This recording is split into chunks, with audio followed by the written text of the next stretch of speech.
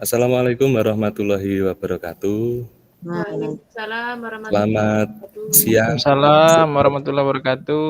Sosiologi gimana kabarnya, sehat-sehat semua?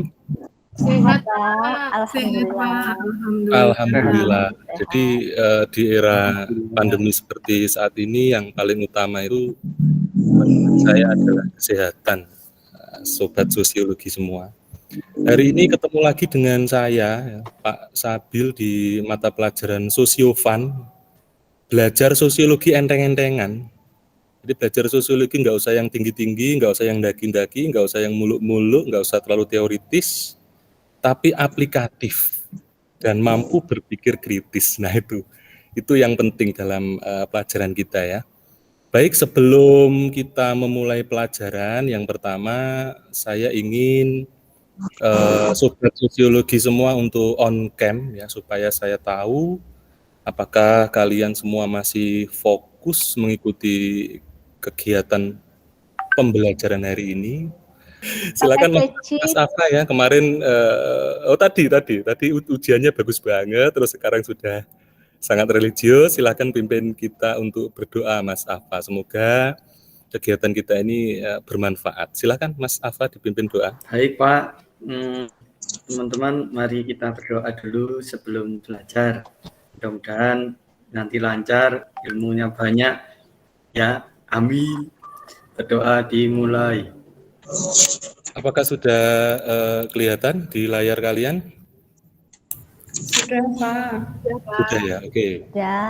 Pembelajaran kita hari ini mengenai dampak perubahan sosial dalam masyarakat ya. Kalau kemarin dalam pertemuan sebelumnya kita sudah membahas tentang perubahan sosial ya. Artinya dalam masyarakat kita itu terjadi perubahan-perubahannya. Dari bentuk A yang lama kemudian menjadi bentuk B yang baru, entah itu dalam hal pola pikir, kemudian perilaku, gaya hidup, struktur, dan lain sebagainya. Nah, ini adalah tujuan pembelajaran kita hari ini, supaya kita bisa lebih fokus. Yang pertama adalah kita nanti setelah belajar hari ini, diharapkan mampu untuk menjelaskan dampak perubahan sosial dalam masyarakat. Apa dampak perubahan itu? Apa negatif toh? Kalau negatif itu apa? Apa positif semuanya baik? Kalau positif itu apa saja dan seterusnya. Yang kedua adalah memberikan contohnya. Yang positif itu contohnya apa, yang negatif itu apa. Kemudian yang berikutnya, yang terakhir adalah kita coba untuk mengaplikasikan dalam kehidupan nyata kita. Nanti kita akan cari tema tertentu ya, kita cari problem tertentu, karena pembelajaran kita hari ini adalah problem based learning. Nanti kalian akan saya berikan sebuah permasalahan, kita analisis bareng-bareng, kira-kira dampak positif dan negatif itu apa. Nah, supaya lebih fokus aplikasinya, ini kita akan coba untuk kupas tuntas dampak positif negatif pembelajaran daring. Nah, pasti kamu terkena dampak ini kan. Pembelajaran daring ini secara sosiologis ya, kalau kata Bourdieu, mungkin sudah ada yang membaca, itu menimbulkan yang namanya kekerasan simbolik. Jadi kekerasan yang halus banget, tidak terasa baik oleh yang melakukannya maupun yang menjadi korbannya. Artinya begini, ketika pembelajaran daring itu, masyarakat terbagi menjadi dua kelas ya, kalau kata Marx. Kelas atas dan kelas bawah. Enak gitu yang kelas atas ya, mau daring kayak, mau luring kayak, enak gitu, nggak masalah. Komputer ada, laptop ada, wifi ada, sinyal lancar, jaringan aman, kuota apalagi. Nah, bagaimana dengan masyarakat kelas bawah gitu ya, seperti saya misalnya, komputer nggak ada, harus pinjam, sinyalnya Senin Kemis, Senin ada Kemis mati, dan seterusnya ya. B-nya kentang dan seterusnya. Dan yang terakhir adalah dari diskusi analisis tadi itu kita coba untuk presentasikan. Kenapa kita mempelajari ini ya, manfaatnya adalah supaya kalian sebagai calon-calon sosiolog itu bisa berpikir secara bijaksana, semakin wise gitu, bijaksana.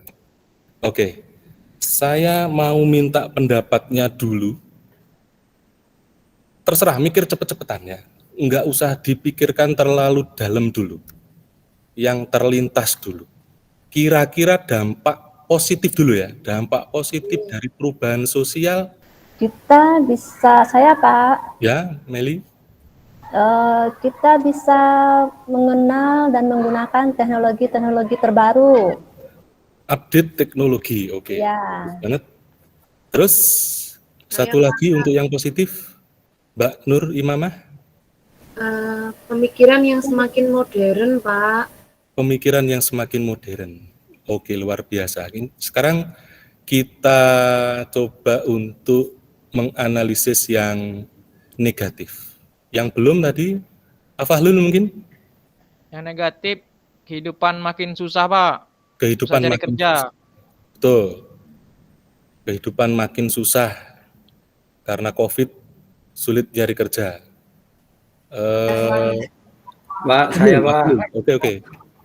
Gimana Mas? Pencemaran lingkungan Pak. Pencemaran lingkungan karena banyak pabrik ya Mas ya. Oke, itu tadi sudah menemukan beberapa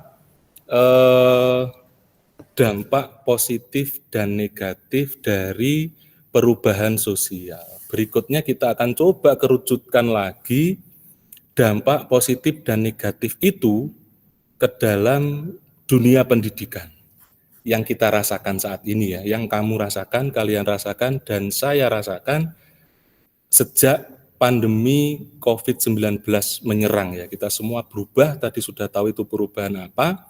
Sekarang kita akan melihat pendapat dari salah seorang siswa yang sempat viral di YouTube. Mungkin kalian sudah ada yang ini pernah nonton. Kalau belum, kita coba lihat sebentar ya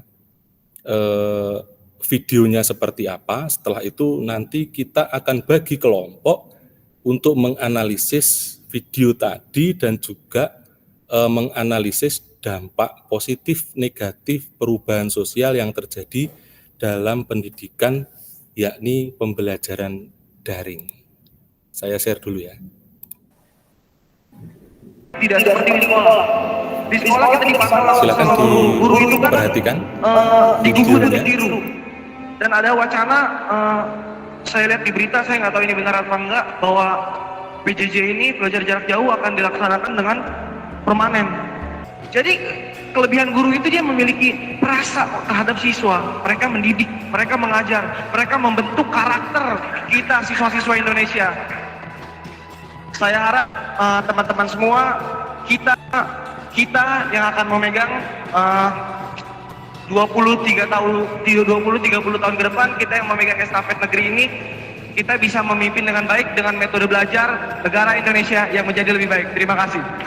Itu tadi ya, video yang sempat viral, mungkin kalian sudah ada yang sempat nonton. Apakah kamu juga punya perasaan yang sama kira-kira dengan yang dirasakan teman kita tadi? Coba Yusmadani, kira-kira bagaimana perasaanmu Mas pada waktu terjadi perubahan dari sekolah tatap muka menjadi tatap maya? Apakah kamu seperti yang di dalam video tadi atau Sama, mungkin Pak. pendapat lain? Silakan Sama, Mas. Pak. Sama ya. Iya, tapi kayaknya bukan hanya siswa Pak, semua yang berpikir seperti itu. Oke. Mungkin yang lain ada yang seneng gitu ya ketika pembelajaran daring, enak nih nggak ketemu Sabil gitu, apa guru nggak play, bisa sambil tidur-tiduran gitu mungkin. Fahlul gimana Mas? Kamu seneng apa enggak dengan pembelajaran daring ini Mas? Iya Pak, kalau saya sih senang Pak. Iya, karena dengan apa ya, kita daring ini kan kita bisa di rumah gitu Pak, sambil bantu-bantu orang tua. Karena ya gimana Pak, kondisi saya itu harus terbebani dengan membantu orang tua Pak. Saya malah senang. Iya. Ya, oke. Terima kasih Mas Fahlul. Jadi dalam satu masalah pembelajaran daring ya, persepsi kita bisa beda-beda. Kalau Mas Yusmadani tadi nggak seneng gitu ya, nggak bisa ketemu gebetan misalnya. Kalau Mas Afa malah seneng dengan daring, punya banyak waktu untuk membantu orang tua. Nah, seperti kemarin pernah ketemu di sawah ya Mas, lagi ngarit kita ya. Oke, mungkin teman-teman yang lain juga punya pendapat yang berbeda gitu ya. Oke, kita akan diskusikan ini semua dalam kegiatan diskusi ya. Sudah kelihatan ya? Sudah, Sudah, Pak. Pak. Oke, jadi dari video yang sudah kita tonton tadi itu, kita akan coba analisis ya, melalui LKPD, lembar kerja, yang tampilannya seperti yang kalian lihat di layar ini. Jadi nanti kalian akan saya bagi menjadi 3 kelompok ya, untuk mengerjakan LKPD ini, analisis dampak positif dan negatif pembelajaran daring. Nanti kamu bisa memberikan analisis dan pendapat di situ ya. Misalnya untuk poin yang pertama, apa yang kamu rasakan saat pembelajaran daring? Ada yang bosen, ada yang senang. Nah, kamu nanti silakan dilanjutkan ini apa? Dampak positifnya menurut kamu ya, karena setiap dampak itu pasti punya 2 sisi tadi itu. Ada yang positif, ada yang negatif. Enggak semuanya itu jelek, pasti ada sisi baiknya. Misalnya siswa menjadi mandiri, ini menurut saya dampak positifnya ya. Dampak negatifnya stres, karena banyak PR, gurunya nggak pernah menjelaskan, itu yang dikeluhkan teman-teman ya. Kemudian dampak negatif ini gimana solusinya kira-kira ya? Apakah harus beli HP baru? Atau naik-naik ke puncak gunung untuk mencari sinyal? Atau bagaimana? Kemudian yang terakhir adalah harapanmu, ini bebas ya. Harapanmu terkait dengan pembelajaran daring di era pandemi ini gimana? Kalau saya misalnya berharap pandemi segera usai. Caranya gimana untuk mengisi ini? Nanti kelompok pertama, setelah ini akan saya beri linknya ya. Kelompok pertama nanti akan membuka di halaman 2. Ya ini yang masih kosong ini. Caranya nanti kamu klik ini ya, sticky note ya. Di sini, di sisi di sebelah kiri ada sticky note. Nah, kamu tuliskan di sini, misalnya apa yang kamu rasakan gitu ya. Apa yang kamu rasakan ya, jenuh banget, pengen apa gitu. Klik simpan, oke, kemudian geser sticky note-nya ke sini, sesuaikan dengan kolomnya. Nah, misalnya gitu. Harapannya apa? Misalnya di sini sticky note lagi diberi kuota banyak. Nah, misalnya seperti itu. Nah, taruh di sini, kemudian disesuaikan lagi. Nah, nanti semua dalam satu kelompok ya cepet-cepetan di sini ya, karena waktu kita terbatas. Oke, saya bagikan dulu linknya. Oke, silahkan dilihat di kolom chat dan langsung diklik saja itu linknya untuk bergabung dengan Jamboard saya tadi. Oke, silakan. Sebelah, saya lupa belum ini ya, belum membagi kelompoknya ya. Silakan diperhatikan. Di kelompok 1 ada Evi dan Yusma. Kelompok 1 berarti nanti masuk di halaman 2 ini ya. Halaman 2. Ini saya hapus dulu. Nah, oke. Kemudian kelompok 2 ada Mbak Ima, Meli, dan Mas Rizal. Nanti silahkan mengisi di halaman 3. Kelompok 3 berarti sisanya Mas Syafi'i, Mbak Maesaroh, dan Mas Afa. Silahkan diklik linknya, langsung gabung di Jamboard saya, terus diisi kolom-kolomnya sesuai dengan tempat kelompoknya masing-masing. Sosiologi enteng-entengan ya, nggak usah berpikir yang terlalu teoritis dulu ya. Dianalisis dulu, dibayangkan kalau kamu belajar daring itu yang dirasakan apa, terus kalau ada masalah menurutmu solusinya apa, nanti kita pecahkan bareng-bareng ya, melalui sesi diskusi dan presentasi.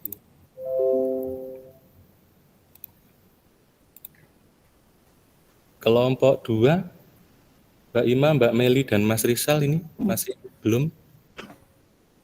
Nah, ini kelompok 1 sudah banyak isinya ya. Yang dirasakan senang, ada yang bosen, kemudian dampaknya bisa belajar dengan canggih ya. Jadi melek IT ya, contohnya seperti ini ya. Kalau tidak dipaksa dengan pandemi ya, kita mungkin nggak tahu yang namanya Jamboard ini ya. Silakan disampaikan hasil diskusinya tadi bersama teman-teman. Silakan Mbak Evi. Pak, terima kasih atas waktunya. Yang saya rasakan itu bosen Pak, di rumah terus, nggak ketemu sama teman-teman. Kemudian dampak positifnya saya berusaha bisa mempelajari IT sedikit demi sedikit. Yang tadinya saya gaptek Pak. Kemudian dampak negatifnya karena di rumah maka guru memberikan banyak tugas. Nah, karena saking banyaknya saya keteteran, maka alternatif solusinya saya ikut bimbel online biar ada yang membantu saya dalam mengerjakan PR. Harapannya sekolah bisa kembali lagi sistemnya menjadi luring atau tatap muka. Mungkin itu Pak dari saya. Terima kasih Mbak Evi. Ya memang banyak guru dolim ya sekarang itu. Sukanya ngasih tugas banyak gitu ya, pokoknya mboh lah tugas kan. Bimbel online, oke, ini sebuah kesadaran gitu ya, bahwa untuk memenuhi kebutuhan akan kemampuan akademik tidak cukup kalau mengharapkan dari sekolah. Bimbel online sekarang banyak ya, ada ruang guru, kemudian Zenius dan lain-lain. Terima kasih Mbak Evi dari kelompok 1 sudah membacakan hasil diskusinya. Oke, saya kembali ke materi ya. Ini tadi sudah kita analisis karena ini waktunya sudah hampir habis. Ini tadi sudah kita diskusikan melalui ELKPD dan kita presentasikan. Nah, ini yang harus saya sampaikan ya untuk menambah wawasan kita. Dampak positif dari perubahan sosial itu antara lain ada modernisasi seperti yang kita alami ini ya, menggunakan alat-alat yang canggih, yang kekinian itu salah satu ciri modernisasi. Yang kedua adalah efisiensi, artinya pekerjaan kita itu tidak banyak memakan waktu dan tenaga. Sekolah enggak usah ke repot-repot ke sekolah yang jaraknya jauh, naik sepeda motor, bensinnya berapa, naik angkot dan seterusnya. Kesejahteraan meningkat untuk beberapa kelompok ini menurut saya ya, yang bisa memanfaatkan perubahan dan kemudian integrasi ya, bisa mendekatkan saudara-saudara kita yang jauh. Nah, kalau dampak negatifnya ada culture shock, culture lag, kemudian disorganisasi, kriminalitas dan pencemaran lingkungan. Sebenarnya yang ingin saya soroti ketika terjadi perubahan sosial terkait dengan pendidikan yang saat ini sedang terjadi, ya kita dituntut untuk memanfaatkan teknologi. Masalah yang kita hadapi itu adalah culture shock ya dan culture lag. Kita kaget gitu ya dengan perubahan yang tiba-tiba begitu. Dulu biasanya ketika ngajar sekolah itu di depan kelas, kemudian bisa tanya jawab enak gitu, sekarang harus di hadapan komputer dan belum tentu ya culture lag-nya. Belum tentu kita ya, baik saya, teman-teman guru dan juga siswa itu bisa menggunakan teknologi, memanfaatkan teknologi. Nah, ini yang menjadi permasalahan yang harus segera kita antisipasi untuk saat ini. Mungkin seperti itu ya, sobat sosiologi sekalian, belajar sosiologi enteng-entengan hari ini. Sebelum saya akhiri, mungkin ada yang ingin ditanyakan. Kalau tidak ada, ditanyakan. Oh, Asafa mau tanya, dikit aja Mas ya? Enggak Pak, maksudnya tidak ada Pak. Oh tidak ada, oke. Kalau tidak ada yang ditanyakan, nanti materi dan penugasan untuk pertemuan hari ini bisa kalian akses di blog saya. Ini ya. Alamatnya ada di sabilamirblogspot.com. Kita akhiri pertemuan kita pada hari ini dengan membaca hamdalah. Alhamdulillahirrabbilalamin. Terima kasih atas perhatiannya. Jangan lupa modulnya di-download, dibaca, dan evaluasinya dikerjakan sebelum jam 5 sore. Terima kasih. Assalamualaikum warahmatullahi wabarakatuh.